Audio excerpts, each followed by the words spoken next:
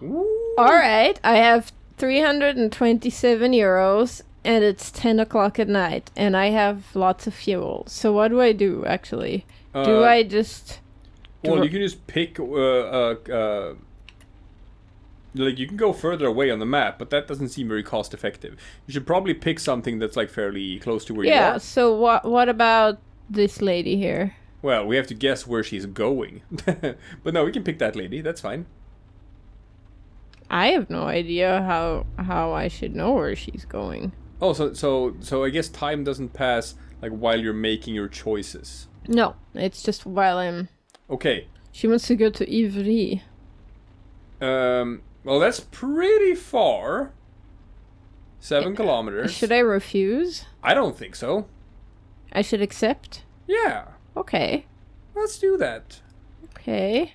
Because, like, I think... Your next passenger has been crying. Oh, no. What's wrong? Now we shall start our investigation. She stares at the floor and gives you an address in the nearby suburbs. Okay. And it's pretty early in the evening, and she already wants to, like, go out into the suburbs. I don't know. What? It's 10 o'clock at night. Well, I mean... I assume she's on her way home from work from, like, an abusive employer or something. Yeah? Read. I'm trying to look at... Yes, the car is actually moving. Read. You've just started driving when her telephone rings. The ringtone is familiar. Yes? There's a pause. Her tone is sharp and curt. Yes. I'm on my way home right now. She pauses, holds her breath. Yes. Another pause. She sounds annoyed. No, I took a taxi. On the other end, a voice gets louder. Who's paying? Well, I am. I don't want to take the bus home tonight. Come on, lay off. A new round of criticism begins. No, can you just lay off? Yeah, we'll talk about it when I get back. I like how the background corresponds to the, like, how you're driving. I like the visuals, like, I think it looks super cool. Well, she holds the phone away from her ear, ready to hang up, then pulls it back. Yes, I'm here. She finally glances at you. There's no need to scream, I can hear you. I told you, we'll talk about it when I get home. We are about it's you. Pick something. She smiles. You have to read out, because that's actually you talking. Yeah, sorry. No, that was a driver saying we were going to be cut off. No, he seems normal. Mom, I know. Mom! I said it's break. She hangs up. There's no tunnel. Thank you. Thank you. You hear a ring, the same tune as before. The young woman hesitates, turns the phone over in her hand, and decides not to answer. Sorry. I know that tune? Just pick. You that have to, sounds, like, yeah. We cannot have a discussion about this. I know that that tune. Go with your her face lights up. Oh no, yeah. Her face lights up. It's Lakme by Leo Delib. Okay. We give a performance with this music. After hearing it so much, I just fell totally in love with it. It's such an incredibly soft piece. In the opera it comes from, the priestess Lakme and one of her companions go to gather jasmine for the temple, and you see the love between the characters. Sense the love. And it's mutual. The two women sing, and the words are very similar, but not identical. You sing? No, I'm a dancer. Classical, jazz, and other various combinations. I've danced since I was a little girl, but I've been dancing even more these last few years. I love it.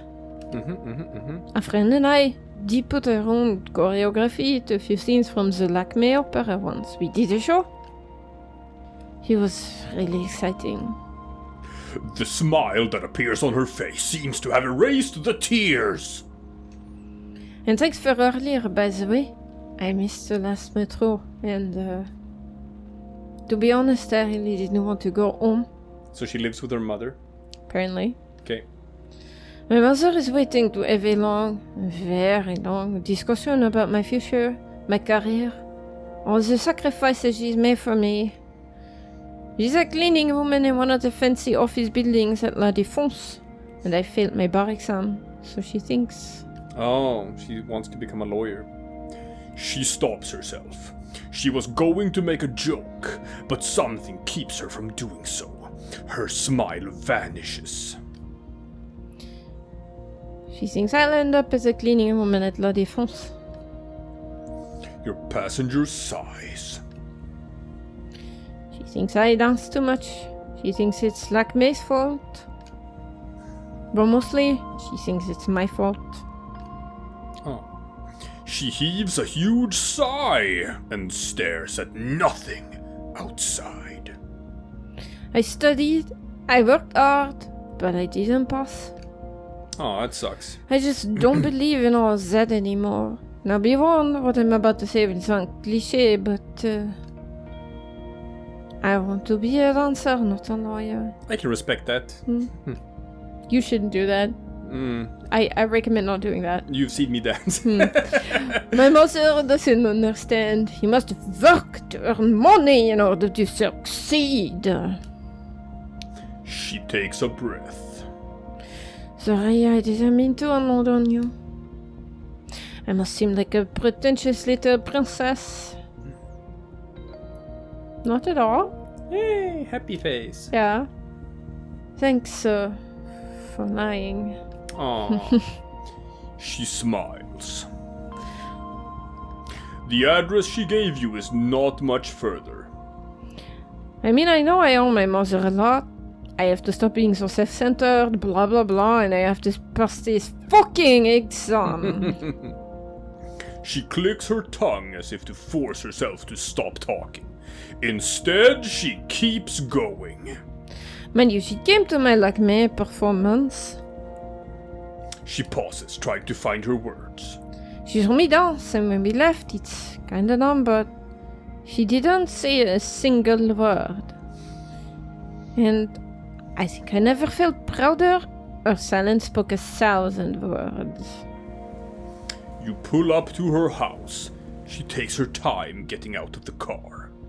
Interesting. That's weird. I think it's just that's how far the conversation goes, because like it looks like Oh yeah, the no, arrow. we could have read way slower. We could we were going at like half speed to what we needed to. Okay, but that's good to know. Good to know. And now I think time is stopped. Yeah, so we don't have to rush as much as we thought we did. We didn't know, obviously, what the gameplay was going to be like.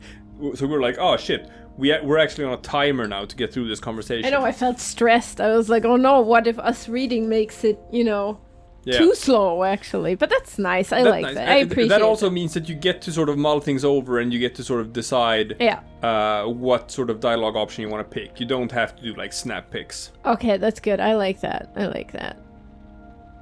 All right. I don't know why I said all that, but it felt really good. It's so weird because some people unload on taxi drivers. I don't want to talk. You don't want to talk? You want to sit in silence? I can go both ways. I've had taxi rides where just sit in complete silence, and I've also had taxi rides where it's just like, I feel like talking, and you have no choice but to just sit there and listen. No, I don't want to talk, and it's like... But I only ever talk to a taxi driver when I'm in a good mood. When I'm in a bad mood, I don't. Have you ever had drivers... Well, it's like... Oh, the worst thing is when the taxi driver is the one trying to initiate the conversation and just constantly trying to spark up a conversation and you don't want to, and you sort of like try to shut it down, but they don't take the hint until way too late. And once they take the hint, it's already gone so long, so now things are kind of awkward, and now the entire ride just kind of sucks. Yes, I've had that. Yeah, and it's like, I think actually now that I think back on it, it wasn't a taxi ride, but it was like, my tire blew on the Autobahn and I had to like get towed. Ooh. And the guy was towing me. He was kind of like coming on to me on the, like, you know, I was sitting up in the cabin with him as the car was getting towed in the back. And that was like the most uncomfortable 45 minutes of my life, where it's like, I can't just fuck off, and that's my car. I can't just be like, can you let me out here or something? I live here. You know, it's like you've already given them your address, and it's so like, fucking creepy to come on to someone in that situation just because of that sort of dynamic where it's like you can't get away. That's like, that's kind of gross. And yeah, and it's like, I feel weird just talking about these personal things that it's usually about with like complete strangers. So it's like, I just don't want it.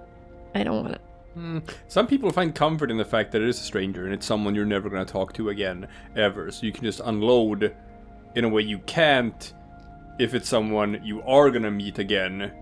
Yeah, but like, I'm a pretty open and honest person with people I know and I meet, right? Yeah. So I don't have trouble opening up to people. Maybe that's it. Maybe it's the people who do have trouble opening up. Maybe those are the guys who just sort of spill their guts to the taxi drivers. And I don't, so I just...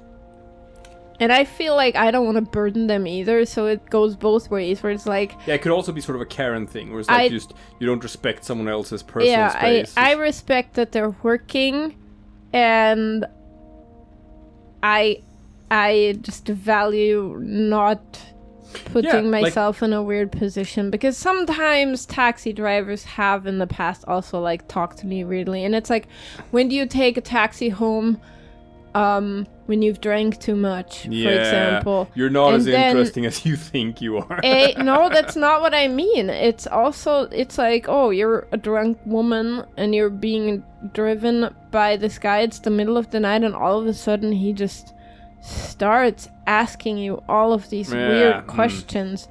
And it's like, I've had uncomfortable taxi rides, and I'm not saying that every single taxi driver is like that. It's just like, I'd rather just not even give them the chance. Yeah, that makes sense. And it's like, I also remember from just, you know, working retail, that there were people who, you know, they came into the store not because they wanted to buy something. They came in because they just wanted to chat. Just wanted to talk to someone for a while. Yeah. And then it's like, this person is paid to stand there and smile and listen. Yeah. He just doesn't have a choice. Yeah. So it's like, multiple reasons for not wanting to talk, but I don't. So It's complicated. I mean, I'm not like, it's not like I will just ignore them, right? But I try to remain in polite silence if I can. Gotcha. Okay. Back to Grace. Yeah. Thank you. She disappears. Her tears have definitely vanished. All right. I got a tip. Got a nice tip. If they like me, they tip me more, right? Probably. Do you think so? Or do you think it's just always a percentage? Man. We'll see. We'll see. Okay, so I made some money. Yeah, it's almost like a bit over 10%.